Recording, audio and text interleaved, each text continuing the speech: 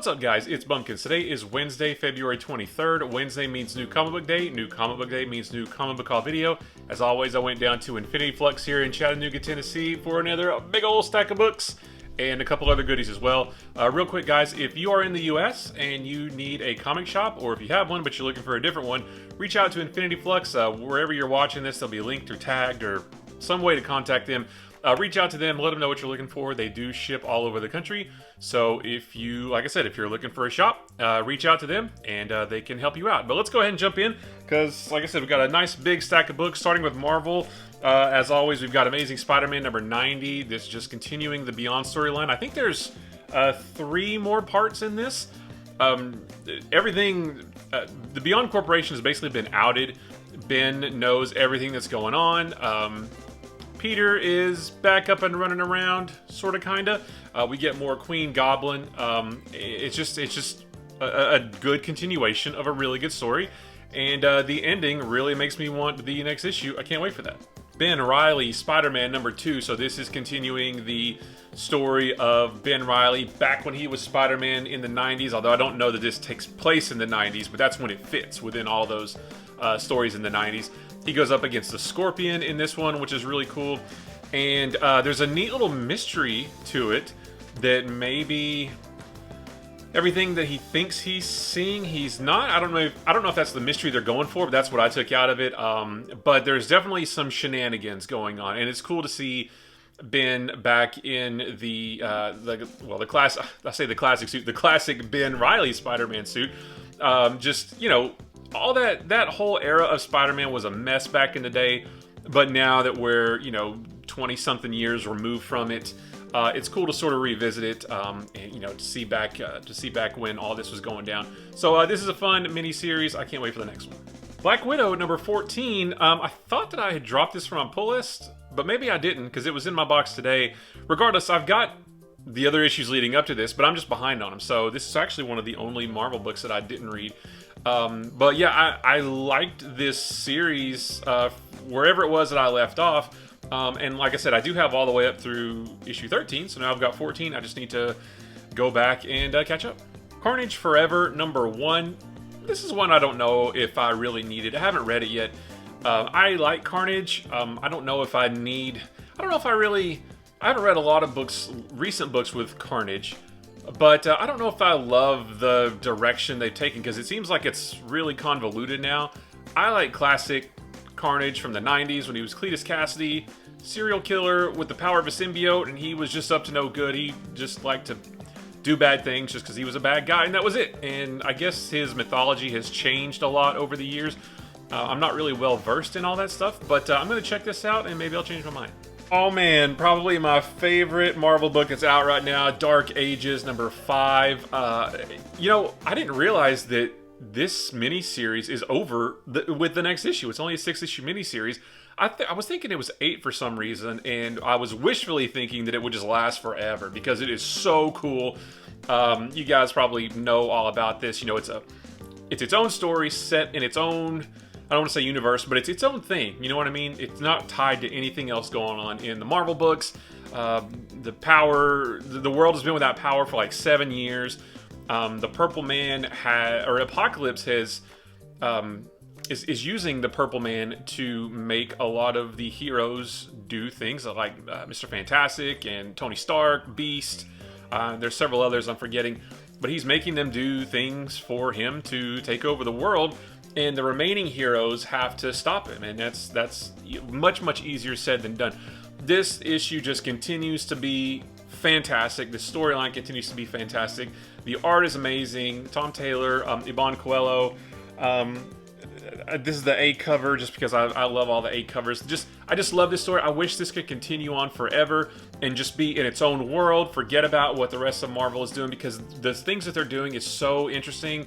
I love this, I love this, I love this. I'm going to buy the trade paperback when it comes out, probably the hardcover when it comes out, even though I've got the single issues because I love it that much. Devil's Reign, Villains for Hire number 2. So, I've talked a little bit before about tie-ins and how sometimes they, you know, they have a good impact on the main story, sometimes they don't. Devil's Reign Superior 4 has almost a 0 impact on the overall Devil's Reign storyline, while this one probably I would say, contributes the most. Now, it doesn't shape the main Devil's... What did I say? Devil's Reign, right? Is that what I said? Devil's Reign. It doesn't shape the main story, but it is most closely related to it, I think, with U.S. Agent joining the Thunderbolts being Wilson Fisk's police force, basically, of supervillains.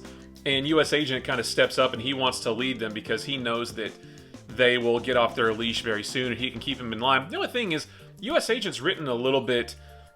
Well, it seems like Marvel doesn't know what they want to do with him because, you know, he had that mini-series that I think finished up, was it last year, I believe? And he was written kind of as a, not a klutz or a moron, but just not as big of a badass, I guess, as he's known for being in the past.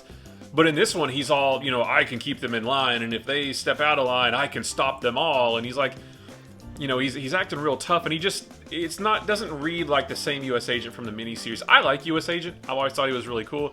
I liked him in the 90s. I like him in this. I didn't love the artwork in this, I guess, so much, but the story is really cool. And this is if you're going to read probably any tie-in for this, I would recommend this one.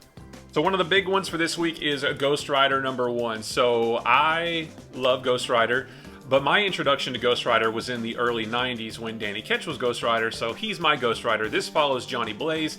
Johnny Blaze is awesome as well. My Johnny Blaze is just Blaze hanging out with Ghost Rider in Spirits of Vengeance and all that stuff from the 90s.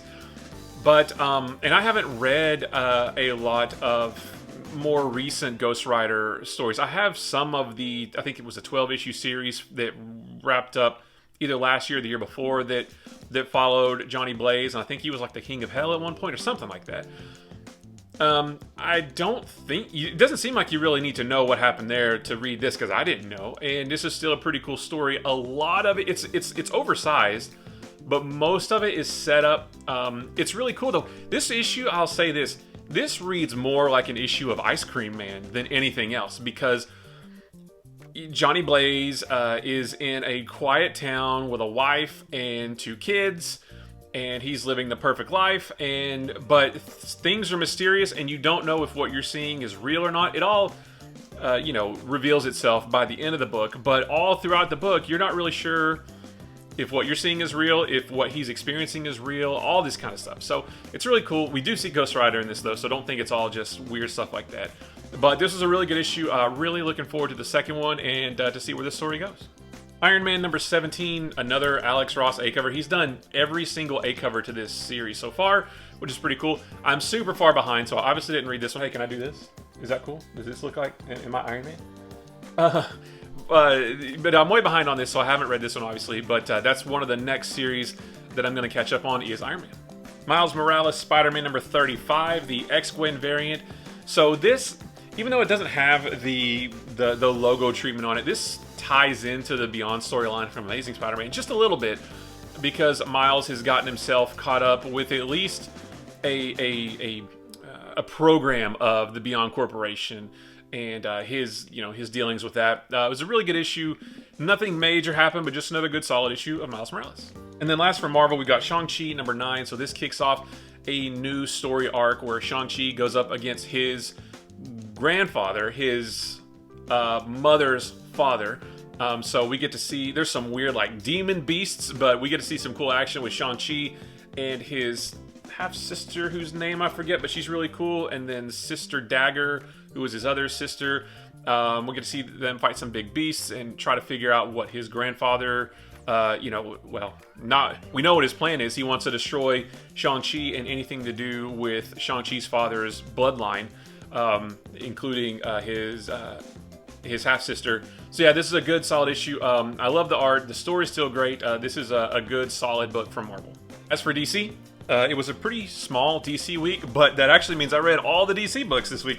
So Action Comics 1040, one of my favorites from DC right now. I think this is part 4 of the Warworld storyline. Superman is still on Warworld. He's still powerless, but he still has all this hope that he is going to essentially liberate the planet, all the prisoners that are there. I think they call them the Warzoons.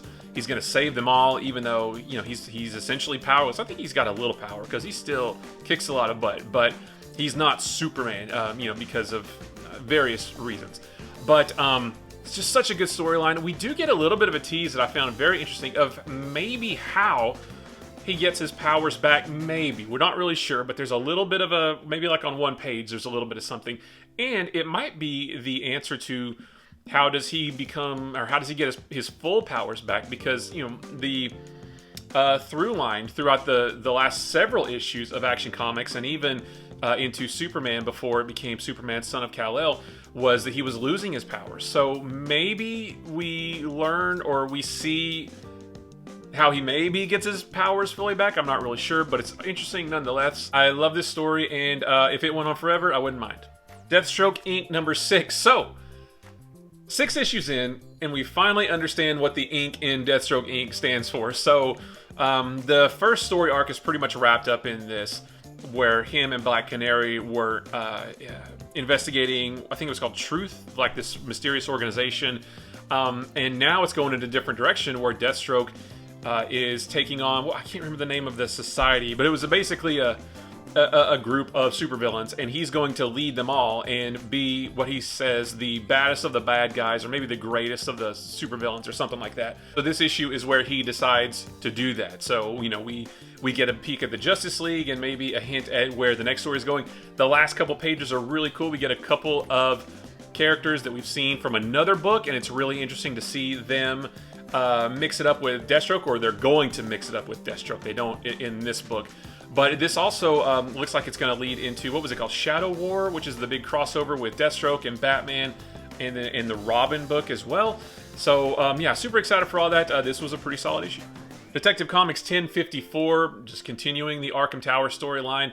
And things have now boiled over as of this issue. Arkham Tower, I think it's past the point of no return. You know, there's been a little bit of mystery about the inmates are being kept docile, but how are they doing it? Well, forget all that now. That's all out the window. And, you know, Oracle and Batwoman and Batgirl and Nightwing and Huntress, all those characters have to figure out how to deal with it. And there's still a few parts left, so it's going to be interesting to see how this one shakes out. Robin number 11. So this one was really cool too. We're done with the Lazarus Tournament storyline, and, you know, I think it was last issue where Robin talked to his great-grandmother, Ra's al Ghul's mother, and that was really cool. But this one is really neat because he kind of sort of teams up with some of the members of the tournament. Honestly, I kind of wish this was like that little team up. I would prefer if that were the Teen Titans. I'm going to talk about more about that in just a second. But this one was really good. The artwork is fantastic. I can't wait to see where this one goes. This one, the ending was really interesting with a really cool cliffhanger. And I can't wait to see what happens there, because it's something that, oh, that seems like it could be a good idea, or it could horribly backfire. I can't wait to see which one it is. And then last from DC was my least favorite, Teen Titans Academy number 12. The big hook with this book is that Red X finally gets revealed. So I'm not going to spoil who it is, but several issues ago, we learned that whoever Red X is undercover as part of, as a member of the Teen Titans Academy. Okay, so that right there sort of at least narrows it down to a pot of like 24 characters or whatever. When Red X was revealed in this issue, I didn't care, because I don't know who it is, because there's so many characters in this book that I don't know and I don't care about, that they insist on focusing on, that I just don't know who they are, and I don't care about them. I don't know even if I don't even know if their first appearance has been in this series, or if they've appeared earlier. Maybe it's my fault. I'm not sure. But yeah, when the mask came off, I was like, I don't know who that is, and that's not fun. And even but there's another Red X still that we don't know who it is. So it seems like the mystery is still going on. Honestly, I'm done with this book. I don't care about it. Although I am going to get the next issue, because it is a tie-in, or a part of the crossover, the War of Earth 3, that crosses over like Flash and Suicide Squad and this, and I think one other. But yeah, after that, I'm done. Just, I mean, like I said, it's. I'm not trying to say it's bad. You might like it, but for me, it's just not interesting. And after the next issue, I'm going to drop it. It was a light image in Indie Day again as well, because I'm not buying too many of those in single issues anymore. But we do have a couple. So Gunslinger Spawn number 5. Just like every other Spawn, that's going to go in my Spawn pile down here to catch up on at some point. But I love that sweet Gunslinger Spawn cover, and can't wait to see what his deal is, because I don't really know anything about him other than he looks cool. Another from Image is Step by Bloody Step #1. So this book is interesting because it's oversized. There is 0 dialogue in this book. This is basically just a visual. It's kind of like the old G.I. Joe, was it #21, the silent issue with Snake Eyes going to rescue Scarlet, and there's no dialogue at all. This is kind of like that, not quite as action-packed. But it's basically this big giant robot. I guess it's a robot, but it looks more like a big suit of armor carrying this little girl here. And they just walk. I guess it's walking across, I don't know where it takes place, but they're just journeying across the land. And the robot fights monsters along the way, and we see it take care of the little girl. There's a reveal at the end which I didn't understand, and I think the art in this book is gorgeous, and it's an art book because, like I said, there's no dialogue, but I didn't really know what the story was. So I thought this was a one-shot. It's actually at least a mini-series, if not an ongoing series, because there's a one-pager for the second issue in the back of it. I'm probably not going to get that. I think I'm going to wait for trade to see. That way I've got a story all in one, because, again, I don't know what the story of this was. I don't know if the next issues are going to be no dialogue as well, but the art was pretty, but I just wish I knew what was going on. And maybe I was supposed to be able to figure that out based on the art alone, but I just couldn't. The last one from Image that I'm super excited for is Supermassive. So this is a crossover with Radiant Black, Inferno Girl Red, and Rogue Sun. I haven't read this yet because I'm still 3 issues behind on Radiant Black, and I don't know if I need to read those first. I don't know if I need to be fully caught up on Radiant Black, so I'm going to hang on to this one for just a little bit while I read those issues, but I'm super excited for this. We're getting, I think we're getting an Inferno Girl Red miniseries at some point. Rogue Sun, didn't it just come out? And of course, Radiant Black is awesome. We're getting a Radiant Red miniseries. So all of this superhero universe right here that this book is building, and that these books are building, is super cool. I cannot wait to dive into this one. And then a couple from Boom. We've got Berserker #7. I haven't read this one yet because I'm actually not sure if I read #6. I might be 1 issue behind. I don't quite remember. But I got the shiny foil cover. Berserker is still a fun book. Still a lot of setup, though, unless I'm an issue behind and there was a lot of action. But still interesting. I'm really interested in, his story. And what is his story and where is it going to go? So I can't wait to read this one. And then House of Slaughter #5. I think I might be 1 issue behind on this one as well. But still an interesting series. I think I'm probably going to ride out the first story arc and then maybe wait for trades. And I might do that with Something Is Killing the Children as well, although they're about to start a new story arc, and I'm super tempted to just keep going. So I don't know. But I like this story, and I like Something Is Killing the Children. I like the characters. I just got to figure out how I want to read it. And then I picked up a few issues from the dollar bin as well. Totally random issues this time. But Deathlock #9, only because it's got Ghost Rider. So speaking of Ghost Rider and his new book, it doesn't get more awesome 90s than Ghost Rider and Deathlock mixing it up. Ghost Rider, there was a bucket in the 90s of characters that would cross over with other characters. There was, Ghost Rider, Deathlock, Punisher, and Wolverine. Any of those characters would appear in almost any other book in the 90s, and to get 2 of them together, that was so much awesome 90s-ness that I couldn't pass it up. I picked up Fantastic Four versus the X-Men #2, because I have issues 1 and 3, and I think it's a 4-issue limited series, so now I gotta find #4. I haven't read this, but because it was gonna fit nicely in that little hole that I've got, I had to pick it up. And one that I'm not familiar with, but it is 90s as all get out as well, from Marvel Comics UK, which is a line that I've almost have read none of, is Hell's Angel #1, co-starring the X-Men, because of course, it's 90s, so the X-Men, or at least Wolverine, has to guest appear. But I don't know anything about it, but I like the cover. It's 90s, it's got 90s X-Men on it, so I just thought for $1 I'll try it out. And then speaking of Marvel's 90s goodness, a couple more Silver Sable issues. No, I'm sorry, just one. The other one's cool though. Just one to fill another hole that I've got. Silver Sable #3. So I've got 1, 2, 4, and a few more after that. So this is going to fit nicely in there. And then because you can't not get this issue when you find it for $1. And this is a total spec book for when he inevitably appears in the MCU after they've exhausted every other character, and he's the last one. NFL Super Pro #1, guest starring Spider-Man. I had to get this one because, like I said, Super Pro is going to show up in the MCU at some point. Mark my words. Grab this one now while it's still $1 because it is going to be worth hundreds of thousands of dollars one day. And then I got a few more. So I think I have these 3, but in normal size. So this is the Untold Legend of Batman, of the Batman. So I have these 3 issues normal size, but I like the... Let me hold this up. So it's smaller, right? It's smaller than normal. And what I thought was really cool, down the bottom, it comes in Batman. So I think you got this from Batman brand sweetened cereal. So I'm guessing this maybe came out in 1989 when the Batman cereal was out. I used to eat that stuff so much when I was a kid, and it wasn't good. And as a kid, I knew it wasn't good.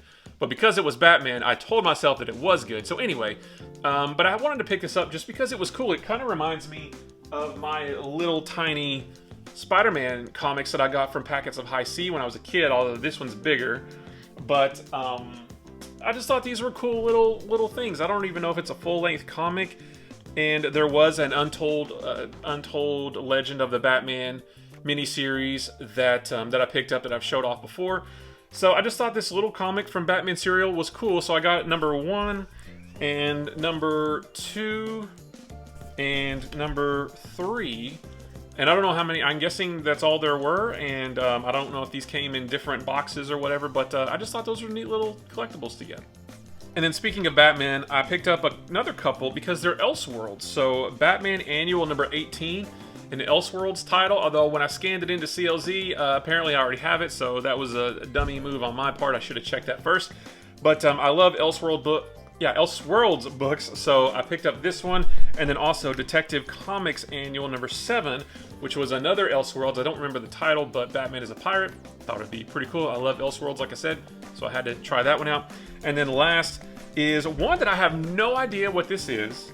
I've never heard of it. I don't know what the story is. It's part 1 of a 12-part maxi series, but it's from 1985, and I love that mid to late 80s era of DC Comics. So I think it's called DC Challenge. That's how it's listed in CLZ. I don't know what this is. I don't know what the story is, but it's got Wonder Woman, Superman, Batman, and this blonde dude. I don't know if that's Steve Trevor, maybe somebody else on the cover. Riddler and some other guys. Jerry Ordway drew this, I think. The interiors is drawn by Gene Colan.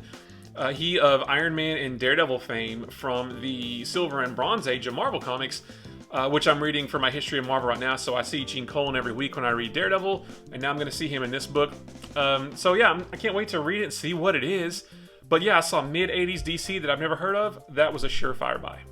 But the fun doesn't stop there. I got a couple other goodies as well. I got the trade paperback of Batman Ego and other tales.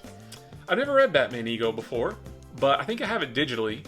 But I've never read it. I thought this would be a great opportunity to, by the late, great Darwin Cook.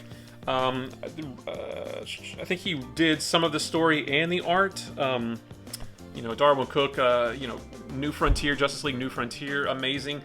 I think maybe the new The Batman movie takes a little bit of inspiration from Ego. I might be wrong about that, but I thought I read that somewhere. Regardless of whether it does or not, I've never read this before, saw this nice trade sitting there, and had to have it. And then I got a figure from their always awesome, ever-expanding toy section. So this is Superman, inspired by the late, great Michael Turner's stint on the Batman Superman title. I don't remember the name of it in the comic, but it's the second story arc where Supergirl comes back. They made the shoot, I don't remember the name of the animated movie either, but it's the one with Darkseid and Supergirl. Wonder Woman's in it. You guys probably know what I'm talking about. So this figure is inspired by Michael Turner's artwork. I think it came out, you know, a little bit after that storyline, but it's inspired by that. They had the Batman figure too, but I didn't really like the Batman figure. His face was weird. But I got Superman just because it looked cool, just like a cool, you know, I love Michael Turner's art, and to have a figure inspired by that, I couldn't pass that up. That's it, guys. That's another fantastic haul of really awesome books this week. Guys, I appreciate you watching. If you like this video or any of the other videos on my channel, maybe consider hitting the subscribe button. If you like this video, give it a thumbs up. If you didn't like this video, give it a sarcastic thumbs up. And if nothing else, leave me a comment below. Let me know what you picked up this week. If you got any trades or cool figures, cool stuff, cool weird DC books from the dollar bin that you don't know what they are. Whatever you picked up, just let me know. I love comic books. I could talk about them with a room full of people or just to a camera. Guys, don't forget, comic books are supposed to be fun. They are just another fun form of storytelling. There is plenty of comics that everybody can look through and find what they like and simply just disregard everything else that you don't like and let everybody else enjoy those books.